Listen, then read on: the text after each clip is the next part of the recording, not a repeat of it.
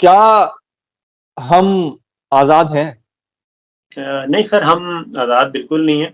قوم قوم آزاد ہے، لیکن قوم کو آزاد نہیں رہنے دیا جاتا.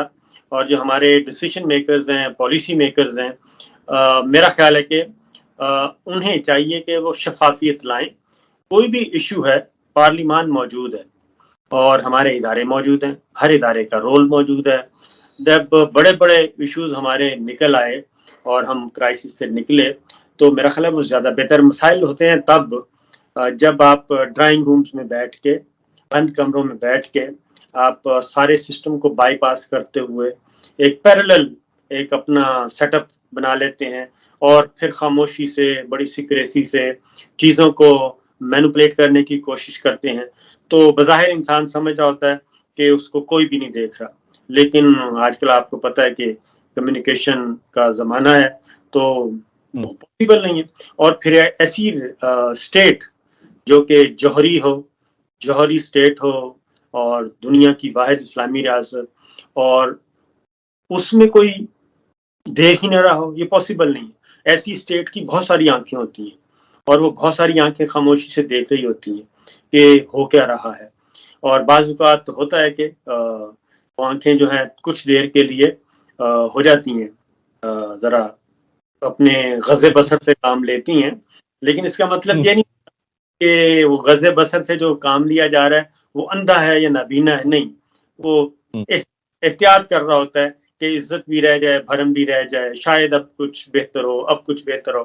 لیکن جب بالکل انسان اپنی حدود و قیود سے نکل جاتا ہے تو تب پھر وہ آنکھیں جو ہیں، وہ جو غض بصر سے جھکی ہوئی آنکھیں، وہ پھر آنکھیں دکھانا شروع کر دیتی ہیں اور پھر ریاست اپنا کام کرتی ہے. رائٹ. اچھا صابر بھائی، آرمی چیف کی ایکسٹینشن کے حوالے سے میں نے آپ کی کچھ بات سنی، کچھ مجھ تک پہنچی. کیا آرمی چیف کو مزید 1 سال کی ایکسٹینشن ملنے جا رہی ہے؟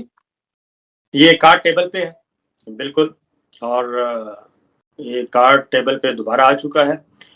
اور زرداری صاحب، نواز شریف صاحب دونوں، اور کیونکہ میں اپنا ذاتی طور پہ سمجھتا ہوں کہ یہ ٹریپ کارڈ ہے اور اس کو اگر جنرل باجوہ صاحب ابھی بھی چاہتے ہیں کہ بس وہ آرام سے نکل جائیں اور باعزت طریقے سے ریٹائر ہوں تو یہ کارڈ کی طرف انہیں دیکھنا بھی نہیں چاہیے. لیکن یہ کارڈ ٹیبل پہ آ چکا ہے اور زرداری صاحب، نواز شریف صاحب دونوں اس وقت دیکھ رہے ہیں باجوہ صاحب کی طرف کہ وہ یہ کارڈ اٹھاتے ہیں یا نہیں اٹھاتے.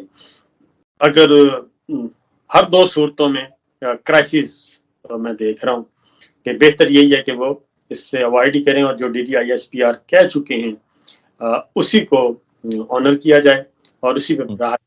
لیکن ابھی بھی یہ چیز موجود ہے جی کہ کیونکہ جھگڑا جہاں سے شروع ہوا تھا وہ جھگڑا یہی تھا 29 نومبر. نہیں، یعنی مین بون آف کنٹینشن جو تھی وہ آرمی چیف کی ایکسٹینشن تھی اور اس وقت یہ چانس ہے، برائٹ چانس ہے کہ وہ اس کو قبول کر لیں گے، جو میں نے آپ کی بات سمجھا. میرا خیال ہے کہ انہیں یہی اس راغب کیا جا رہا ہے کہ وہ قبول کر لیں اس پہ. اور مین بون آف کنٹینشن یہی تھی خان صاحب کے ساتھ کہ ان کو ایکسٹینشن دینی چاہیے تھی. بالکل. دیکھیں بات یہ ہے کہ ایکسٹینشن تھی یا نہیں تھی، لیکن اس وقت تک جو چیزیں ریکارڈ پہ آ چکی ہیں وہ حیدر مہدی صاحب ہوں، وہ غلام خرم دستگیر صاحب ہوں یا دیگر وزراء ہوں، جو چیزیں ریکارڈ پہ وہ خود لے کے آ گئے. ایون مولانا فضل الرحمان صاحب، وہ یہی ہے کہ اصل جھگڑا جو تھا وہ 29 نومبر ہی تھا، نومبر میں ہونے والی appointment. Good governance, bad governance issue نہیں تھا، اکانومی کوئی ایشو نہیں تھا. یہ صرف اور صرف 1 پوائنٹ ایشو تھا کہ اگلا آرمی چیف یعنی کہ 29 نومبر کو کیا ہونا ہے. انہوں نے کنٹینیو کرنا ہے، اگلا آرمی چیف کون ہوگا، کس کو ہونا چاہیے، کس کو نہیں ہونا چاہیے. یہ اس وقت ساری چیزیں ریکارڈ پہ آ چکی ہیں. یہ کوئی آپ کی اور میری طرف سے بریکنگ نیوز نہیں ہے.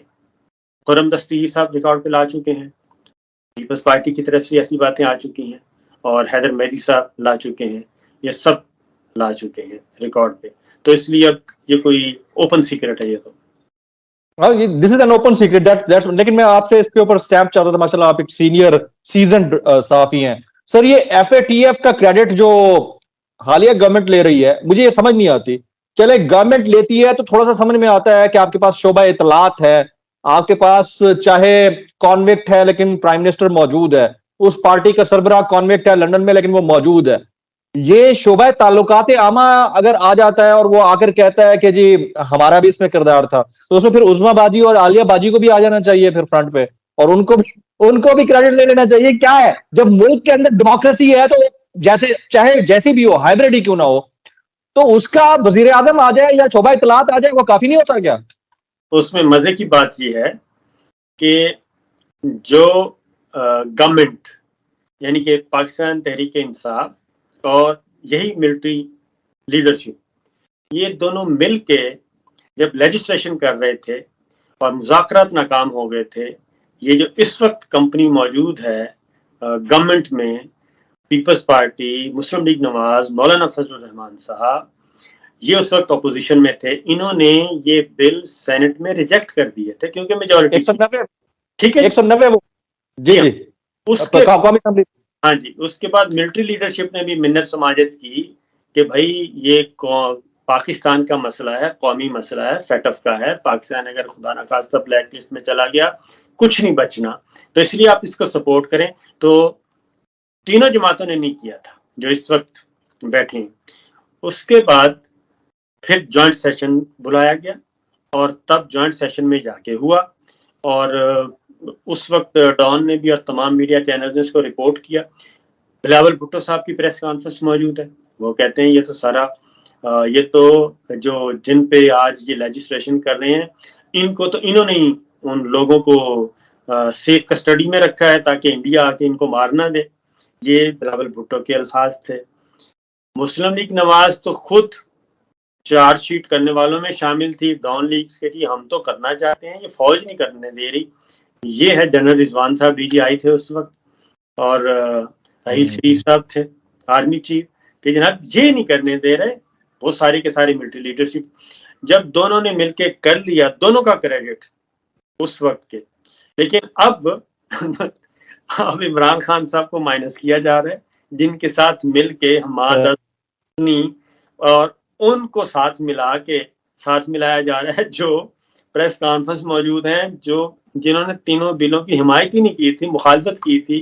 तो इससे बड़ा लतीफ़ा क्या हो सकता है? आज मैं सुन रहा था कि वजीर खारजा बिलावल भुट्टो ने टेलीफोन किया है वजीर आजम शहबाज शरीफ साहब को, और वजीर खारजा ने शहबाज शरीफ साहब को मुबारकबाद दी कि आपकी टीम ने बहुत काम किया है फेटअप के मामले में, और शहबाज शरीफ साहब ने मुबारकबाद दी वजीर खारजा को कि आपकी टीम ने बहुत अच्छा काम किया है।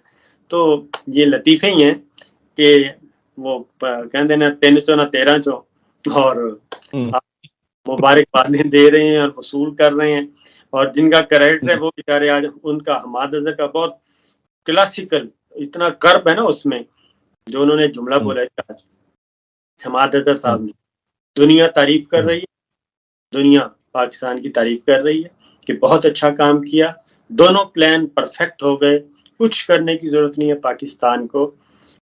हमाद अजहर साहब थे आज इंसदादे दहशतगर्दी की अदालत के बाहर, और उन्होंने कहा कि मैं इंसदादे दहशतगर्दी की अदालत के सामने, यानी कि दहशतगर्द है, मुबारकबादें वसूल कर रहा है फेटअप से नाम निकलने के लिए। तो ये है एक अलमिया है जो समझ नहीं रहे हमारे डिसीजन मेकर्स और पॉलिसी मेकर्स कि ये इस दर्द को समझें कि कौम के दिलों में इस वक्त क्या गुजर रही है, क्या आपने कितनी बड़ी गलती की है, कितना बड़ा इस कौम के साथ जुल्म किया है